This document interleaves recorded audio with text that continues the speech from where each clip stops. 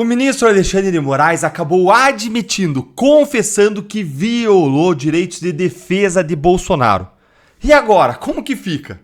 É uma coisa absurda, gente. O ministro Alexandre de Moraes acabou de provar que a defesa de Bolsonaro e dos demais réus do caso do golpe, eles estavam certos desde sempre. E que ele, Moraes e o STF estavam violando os direitos de defesa. Olha só essa manchete aqui da Folha de São Paulo. Moraes manda a PF dar a Bolsonaro acesso integral a provas do processo da trama golpista. Ué, como assim? Mandou dar acesso agora, com o julgamento em curso? Começando a fase de instrução, de oitiva de testemunhas, depois que os advogados já apresentaram defesas prévias e a primeira turma já recebeu a denúncia? Já deu começo ao processo? Agora a Inês é morta, né? Lê aqui comigo. Dá uma olhadinha nesse absurdo.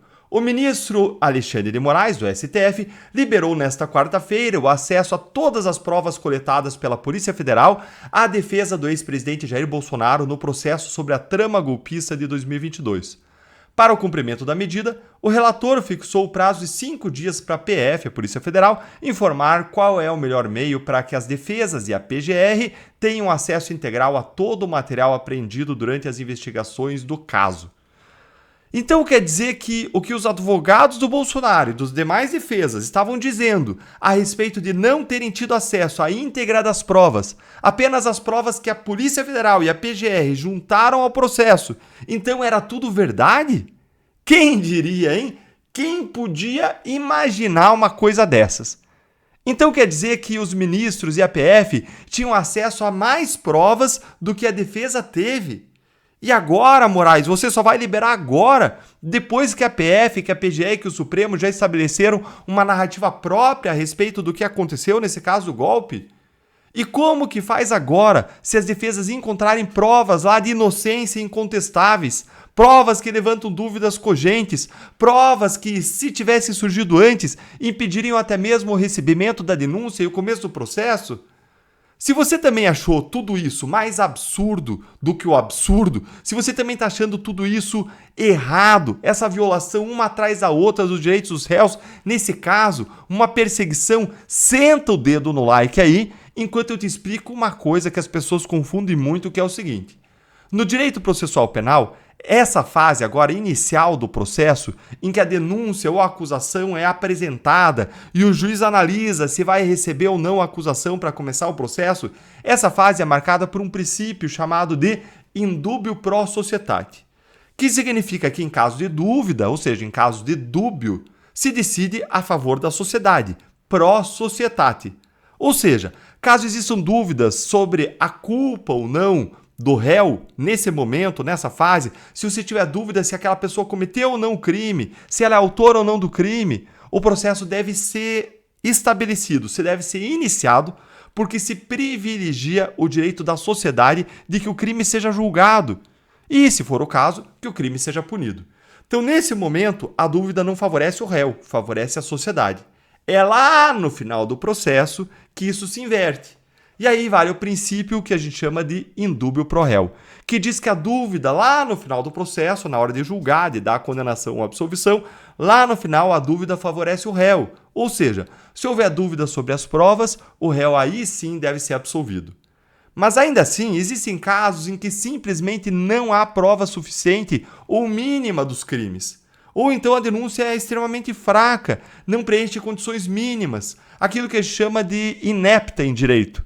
E essa denúncia, então, ela pode ser rejeitada direto, inclusive por falta de prova suficiente, por falta de justa causa, ou porque existem provas que indicam a inocência do réu, sem que o processo aí seja aberto e sem que ninguém vire réu. E o que aconteceu é que, nesse caso, as defesas simplesmente perderam essa oportunidade, porque elas não tinham acesso à íntegra das provas. É uma violação muito grave dos direitos de defesa dos réus. Olha como que o Moraes poderia ter dado essa decisão lá no começo do processo e não deu. E ele podia ter dado lá sem problema nenhum. Olha aqui, ó. A Polícia Federal deverá manter sigilosos, o Moraes falando na decisão, tá? A Polícia Federal deverá manter sigilosos eventuais documentos, mídias, áudios e vídeos que contenham fatos íntimos e ligados à vida privada dos denunciados. Nesse caso, o juízo deverá ser comunicado e as defesas deverão realizar requerimentos específicos, acrescentou Moraes. O pedido tinha sido apresentado na defesa prévia de Bolsonaro, entregue ao Supremo nesta terça, último dia do prazo iniciado na última quarta, quando o ex-presidente foi intimado no leito da UTI. O ministro disse que aceita o requerimento de imediato acesso à íntegra do conjunto probatório colhido no curso das investigações e, especialmente, ao conteúdo integral dos celulares e outras mídias apreendidas e parcialmente utilizadas pela acusação. O acesso irrestrito ao material completo que embasou o indiciamento e a denúncia era um pleito dos advogados desde o início da tramitação do caso. Gente, isso aqui é uma admissão, uma confissão total de violação dos direitos da defesa. Se o Moraes iria dar essa decisão ao fim aí dessa discussão, nada explica que ele não tenha feito isso antes, mas só agora. Já que era possível dar acesso à íntegra das provas sem violar a intimidade dos investigados. É o que ele acabou de decidir, é o que ele acabou de fazer. Não faz sentido algum essa decisão vir só agora e não antes. O fundamento legal, gente, não mudou. A lei não mudou. Sabe o que mudou? O que mudou foi a opinião pública e a política. Isso que mudou.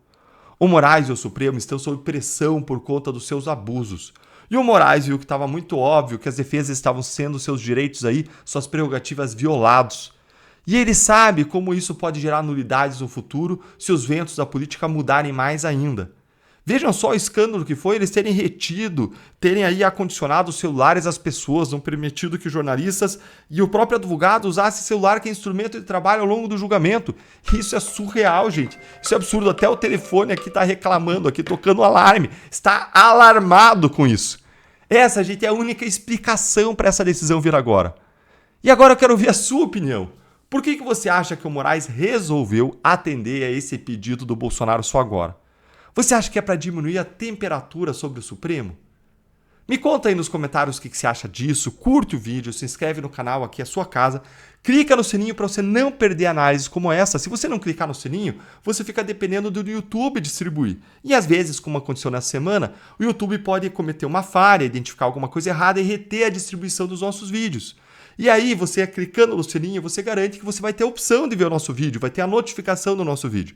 Então, eu super incentivo você a fazer isso. E mais, eu quero convidar você para se tornar um membro do canal, para você receber conteúdos exclusivos, além dessa ser uma forma mais intensa de você estar apoiando o nosso trabalho, pela qual a gente agradece muito. Um grande abraço.